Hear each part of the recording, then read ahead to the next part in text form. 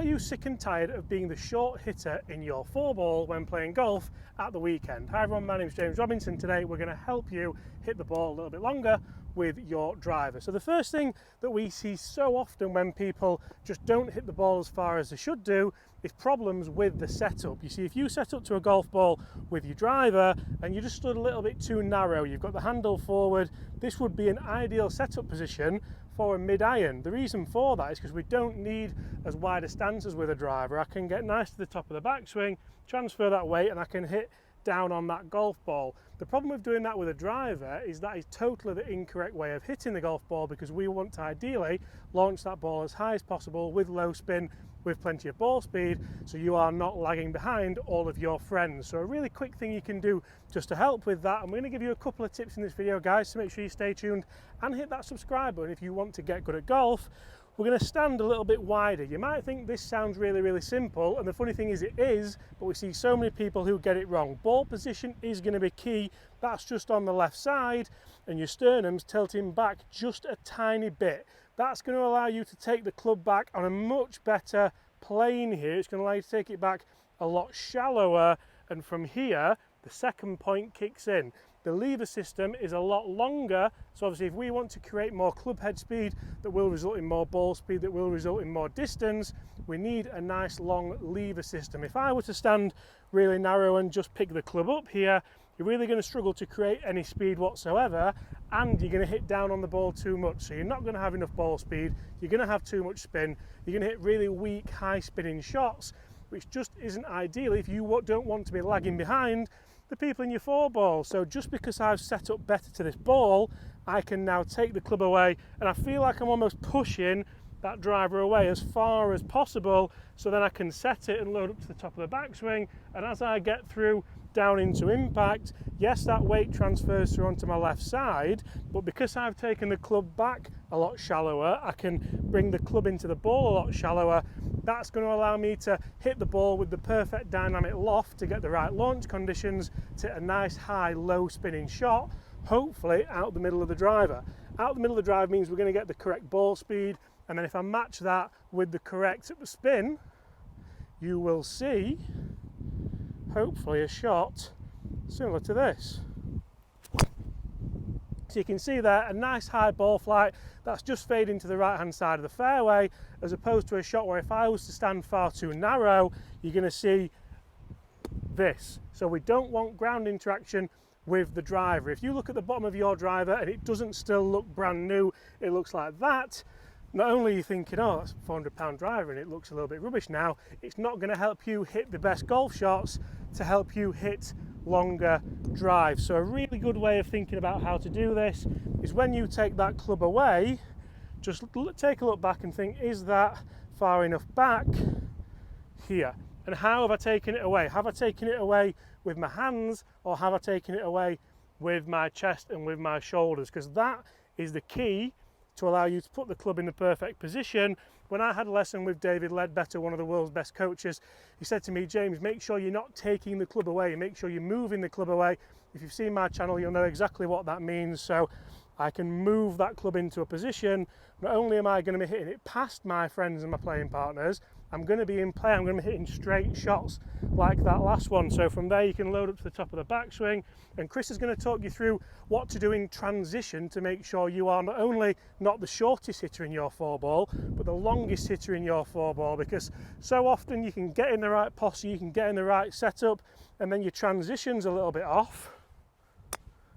And that's the shot we generally see. No power. Oh, it looked okay though. If I put that swing on camera, then it would be absolutely fine. But the transition was all over the place. There wasn't enough speed. There wasn't enough action. And that's not going to help you get good at golf. So other things that we need to look at when we're talking about setup is we see people don't have speed because of how close or how far they're away. So obviously James mentioned a lot of people start to pick the club up, they have short levers, and often what we see there is you're probably as close as if you was hitting a 7-iron. So we're up here, I've got to get my driver flat because that's what I've been told, or that's what I've seen. We're in this kind of position, up very tall, we've got no angles, and the only way then is to pick that club up into the air. Obviously from here, we've got limited turn, so we're never going to be able to get everything timing. We often hang back and we're trying to scoop it off, so we're already adding extra loft. We're also then going to find it very hard to find the centre of the face. The opposite one is what we see is when people think, right, do you know what, I've seen a couple of long drivers on TV, so I know I need to stand a little bit further away from the ball. I'm going to treat it like a baseball shot. They get all the way back here, and again we've got more angles, but I'm a long way from the ball, and as we know, if you think if that was the sledgehammer on the end of the club, it'd be pulling you out of position, and then we often see people... Speaking of out of position, I want to apologise because I've just dragged the camera over that and it was terrible, but carry on. How dare you. So they fall out of position because we're too far away. We're swinging this club at anything from 60 miles an hour up to 120, but that's again a weight that's pulling us out of position. So if we do that, again, we're moving that face, we're not going to be consistent on our strike, so we have to make sure that we're getting the correct distance from the golf ball. So how do we do that?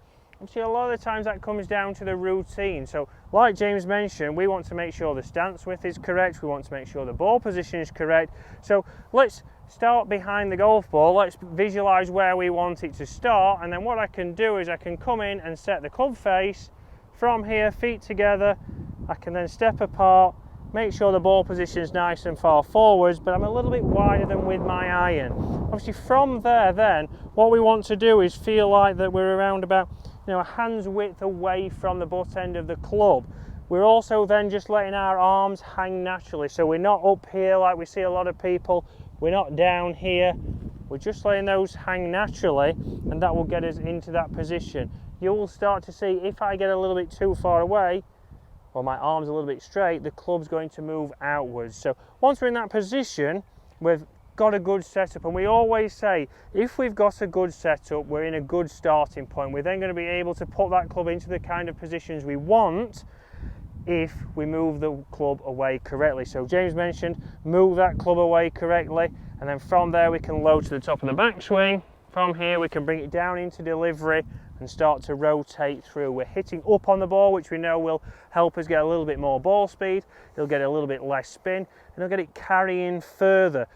But to do that, we've talked about the positions we need to get into, but we've not talked about the biggest thing that creates the speed, and that is the only things that are holding onto the club, which are our hands and is our grip. So in our grip, even if you are a little bit strong, even if you are a little bit weak, if we're into a good setup, we should be able to get a good pattern, a normal shape on your shot. But what we don't want to be doing is strangling that club. You'll see once I strangle that club, my arms become very rigid and straight.